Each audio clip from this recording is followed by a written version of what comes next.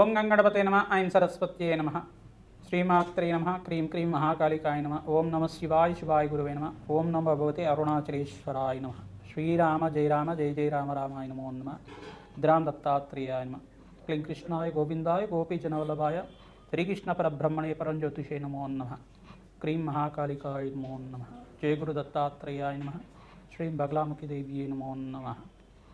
YouTube ప్రేక్షకులకందరికీ కూడా నమస్కారం అండి. నేను పాలపర్తి గురునాథ శర్మ జ్యోతిష్యం వాస్తు సిద్ధాంతిని మీకంతా కూడా ఈ యొక్క గ్రహాల యొక్క స్థితిగతి కలియిక వాటి ప్రభావం అంతా కూడా జ్యోతిష్య శాస్త్ర ప్రామాణికంగా అంతా కూడా విశ్లేషణ చేయడం జరుగుతుంది. ఈ రోజున మనం చెప్పబోయే టాపిక్ ఏంటిదంటే ప్రధానంగా శనీశ్వరుడి యొక్క కారకత్వాలంతా కూడా విశ్లేషణ చేయడం జరుగుతుంది. ప్రధానంగా శనీశ్వరుడి యొక్క దోషాలంతా కూడా ఏ రకంగా ఉంటాయి మేషాది ద్వాదశ రాశుల వాళ్ళకి జన్మజాతకం ప్రకారంగా. ప్రధానంగా చూసుకుంటే శనీశ్వరుడు అంతా కూడా కర్మఫలదాతగా చెప్పడం జరుగుతుంది.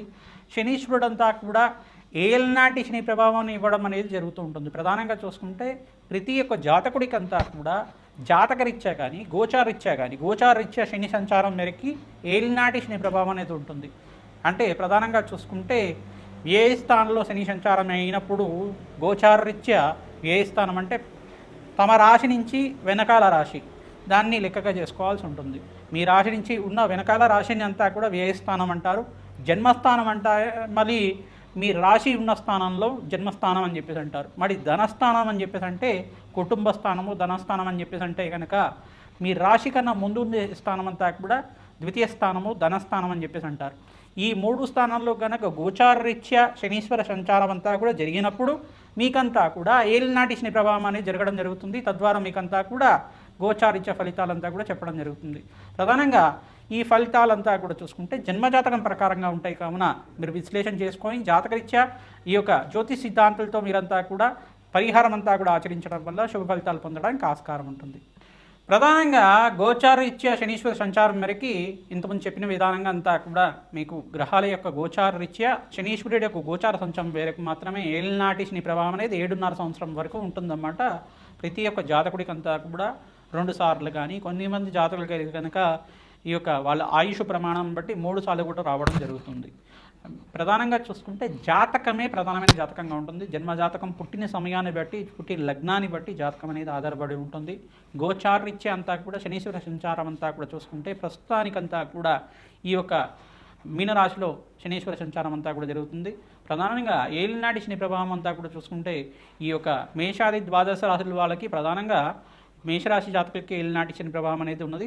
అంటే ప్రథమ దశలో ఉగాది నుంచి ప్రారంభమైంది. ఈ యొక్క ప్రథమ దశలో ఇప్పుడే ప్రారంభమైంది కాబట్టి వాళ్ళకి ఏలినాటి శని ప్రభావం 7.5 సంవత్సరాల వరకు ఉంటుంది. మళ్ళీ ఇక్కడ చూసుకుంటే శనీశ్వరుడు అంతా కూడా మీనరాశి వాళ్ళకంతా కూడా 2వ స్థానంలో ప్రధానంగా చూసుకుంటే వాళ్ళకి మేషరాశిలో అంటే మేషరాశి నుంచి వాళ్ళకంతా కూడా చూసుకుంటే వ్యయస్థానం అవుతుంది. శనీశ్వరుడు అంతా కూడా మీనరాశి ఈ యొక్క ప్రథమ దశలో అంతా కూడా మేషరాశి వాళ్ళు ఉంటారు. మీనరాశి వాళ్ళు చూసుకుంటే జన్మస్థ శని దోషం అని చెప్పేసి అంటారు. దీన్నంతా కూడా 2వ దశలో మీనరాశి వాళ్ళు ఉంటారు. తద్వారా మీకంతా కూడా చూసుకుంటే ఏలినాటి శని ప్రభావం అంతా కూడా కొంచెం ప్రబలంగా ఉండడానికి ఆస్కారం ఉంటుంది.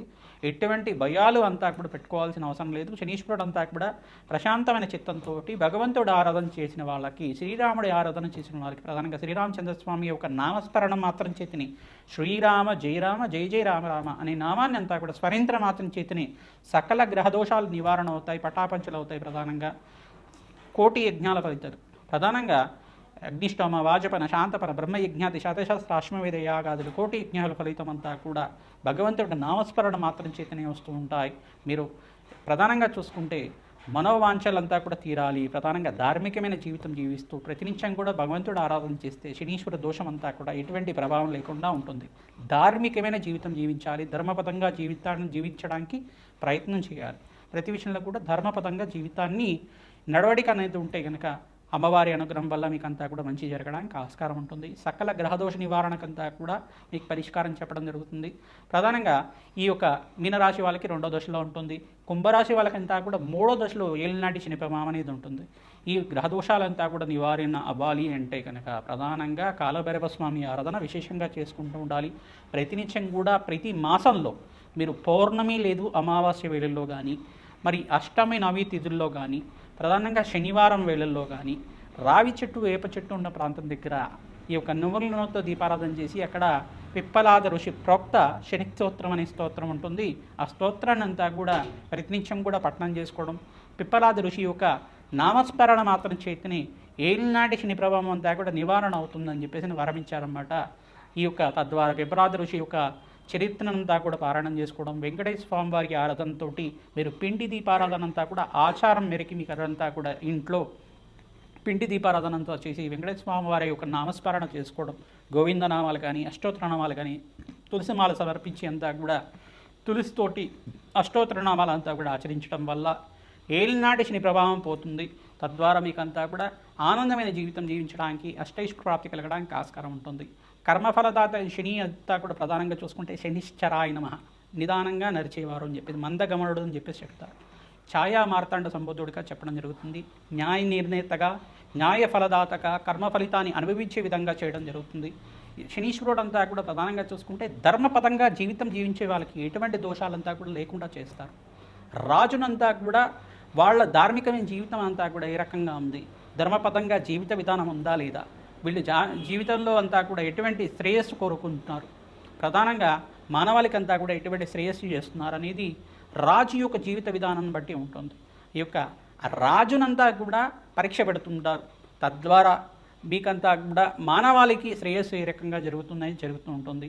శనీశ్వరుడు అంతా కూడా మానవాళి మీద కూడా తమ యొక్క శక్తిని అంతా కూడా వక్రదృష్టిని కావచ్చు, ఏలినాటి శని ప్రభావం వల్ల కావచ్చు, కర్మ ఫలితాన్ని అనుభవించే విధంగా చేయడం మాత్రం చేస్తుంటారు. ఎప్పుడైతే కనుక భగవంతుడు ఆరాధన, శనీశ్వర అభిషేకాలంతా కూడా ఆచరిస్తూ ఉంటాం, పరమేశ్వరుడు అభిషేకాలంతా కూడా ఆచరించడం వల్ల సకల గ్రహదోష నివారణ అవుతుంది. మీరు చేసుకున్న కర్మ ఫలితాన్నంతా కూడా దుష్కర్మలు ఏమైనా పూర్వజంలో చేసుకుని ఉంటాయి, తెలిసి కానీ తెలియకుండా కానీ సకల గ్రహదోష నివారణ జరుగుతుంది, సకల పాప విముక్తి అవుతుంది, సకల పాపాలంతా కూడా పటాపంచలు అవ్వడానికి ఆస్కారం ఉంటుంది. ఈ యొక్క స్తోత్రాలంతా కూడా పఠనం చేసుకుంటూ ఉండాలి. శనీశ్వర ఈ యొక్క కవచాన్ని ప్రతినిత్యం కూడా పారాయణం చేసుకోవడం, హనుమత్ కవచాన్ని పారాయణం చేసుకోవడం వల్ల, ప్రధానంగా సుందరాకాండ పారాయణం అంతా కూడా ప్రవచనంలాగా ప్రతినిత్యం కూడా వినడం వల్ల తద్వారా మీకంతా కూడా శనీశ్వర దోష నివారణ జరగడానికి ఆస్కారం ఉంటుంది. ప్రధానంగా బాలకాండని, రామాయణంలో బాలకాండనంతా కూడా వినడం వల్ల మీకు సకల గ్రహదోష నివారణ అవడానికి ఆస్కారం ఉంటుంది. సీతారాముల కళ్యాణ ఘట్టానంతా కూడా ప్రతినిత్యం కూడా పారాయణం చేసుకోవాలి.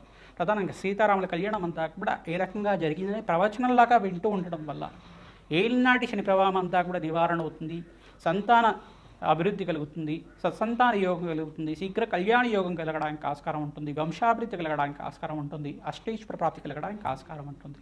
ఇటువంటి పారాయణాలు చేసుకోవడం వల్ల అష్టైశ్వర ప్రాప్తి కలుగుతుంది. తిలహోమం అని చేస్తూ ఉంటారు ప్రధానంగా పురుష సూక్త విధానంగా, మూలమంత్ర సహితంగా ఈ యొక్క కాలభైరవ శాంతి హోమాది కార్యక్రమాలు కానీ, ప్రత్యంగరాదేవి హోమాది కార్యక్రమాలు కానీ, ప్రధానంగా మహాకాళి మూలమంత్ర సహితంగా కాలభైరవ శాంతి హోమాది కార్యక్రమాలు కానీ, దత్తాత్రేయ శాంతి హోమాది కార్యక్రమాలు కానీ ఆచరించడం వల్ల ఏలినాటి శని ప్రభావం అంతా కూడా నివారణ అవ్వడానికి ఆస్కారం ఉంటుంది. ప్రధానంగా హనుమతారాధనలో భాగంగా ప్రతినిత్యం కూడా సింధూరాభిషేకాది కార్యక్రమాలు, వడమాల సమర్పించడం, నాగవల్లి దళార్చన పూజ అంతా కూడా ఆచరించడం, అరటి పళ్ళంతా కూడా స్వామివారికి నివేదన చేసి, అరటి పళ్ళతో అష్టోత్తరనామాలు సహస్రనామాలతో చేసి ఆ అరటి పళ్ళంతా కూడా స్వామివారికి నివేదన చేసి ఆ అరటి పళ్ళతోటి హోమానంతా కూడా ఆచరించడం, మూలమంత్ర సహితంగా శ్రీరామ మూలమంత్ర సహితంగా హనుమత్ మూలమంత్రంతో సంపుటితం చేసుకొని హోమానంతా కూడా ఆచరించి ఆ అరటి పళ్ళంతా కూడా నివేదన చేసిన అరటి పళ్ళని కూడా భక్తులకి పంచడం వల్ల మీ జాతకరీత్యా ఉన్న సకల గ్రహదోష నివారణ అవుతుంది. మన్యసూక్త పారాయణం ఆచరించాలి, తద్వారా పవమాన సూక్త పారాయణం ఆచరించడం వల్ల సకల గ్రహదోష నివారణ అవుతుంది. తద్వారా అష్టైశ్వర ప్రాప్తి కలగడానికి ఆస్కారం ఉంటుంది. శ్రీరామ జయ రామ జయ జయ రామ రామ నామాన్ని ప్రతినిత్యం కూడా నామాన్ని స్మరణం చేయండి. తద్వారా నామస్మరణ చేసుకుంటూ హనుమత్ ఆలయంలో ప్రదక్షిణాలు చేయడం, ప్రధానంగా శ్రీరామచంద్ర స్వామి ఆలయంలో కూడా ప్రదక్షిణాలు ఆచరించడం, ప్రతినిత్యం కూడా నవగ్రహాలకి 27 ప్రదక్షిణాలు చేయడం వల్ల మంచి పుణ్యం కలుగుతుంది, సకల గ్రహదోష నివారణ అవుతుంది. ఏలినాటి శని ప్రభావం, అర్ధాష్టమ శని ప్రభావం అంతా కూడా నివారణ అవడానికి ఆస్కారం ఉంటుంది. ప్రధానంగా ధనుస్సు రాశి జాతకులకంతా కూడా చూసుకుంటే దృష్టి అనేది పడింది. ప్రధానంగా దశమ దృష్టి అంతా కూడా ధనుసు రాశి జాతకులకంతా కూడా పడింది. సప్తమ దృష్టి అంతా కూడా కన్యారాశి వాళ్ళకంతా కూడా పడింది.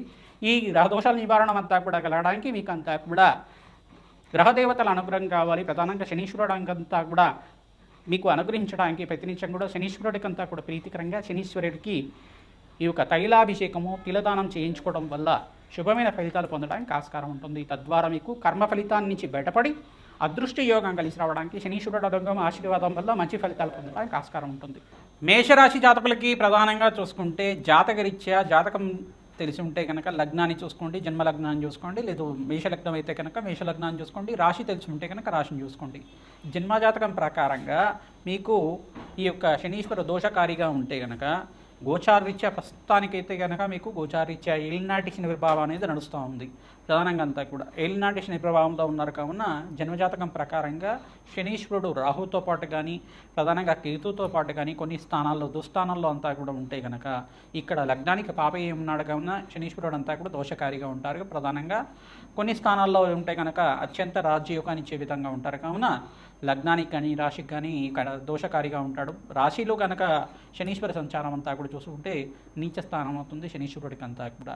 ప్రధానంగా మేషరాశి అంతా కూడా నీచ స్థానం అవుతుంది, తులారాశి ఉచ్చస్థానం అవుతుంది. కావున ప్రధానంగా జాతకరీత్యా శనీశ్వరుడు దోషకారిగా ఉంటే కనుక మీ జాతకాన్ని అంతా కూడా జ్యోతిష పండితులతోటి నిరూపణ చేసుకొని పరిహారం అంతా కూడా ఆచరించడం శ్రేయస్కరంగా ఉంటుంది. ప్రతినిత్యం కూడా హనుమతారతంలో భాగంగా ఈ యొక్క సింధూరాభిషేకాది కార్యక్రమాలు, వడమాలనంతా కూడా సమర్పించడం, మాసచక్రమాల అంటారు, అప్పాల మాల సమర్పించడం, అరటిపండు నివేదన చేయడం, ప్రధానంగా పానకంలో మిరియాలు వేసి నివేదన చేసి భక్తులకంతా కూడా పంచడం వల్ల మీ జాతకరీత్యా ఉన్న గోచారీత్యా ఉన్న ఏలినాటి శని ప్రభావం, ఆ యొక్క జాతకరీత్యా ఉన్న అర్ధాష్టమ శని ప్రభావం కానీ పోవడానికి ఆస్కారం ఉంటుంది. ఈ యొక్క దోషకారిగా ఉన్న శనీశ్వరుడు అంతా కూడా కర్మ ఫలదాతగా ఉంటారు కావున కర్మదోషాన్నంతా కూడా నివారణ అవ్వడానికి ఆస్కారం ఉంటుంది.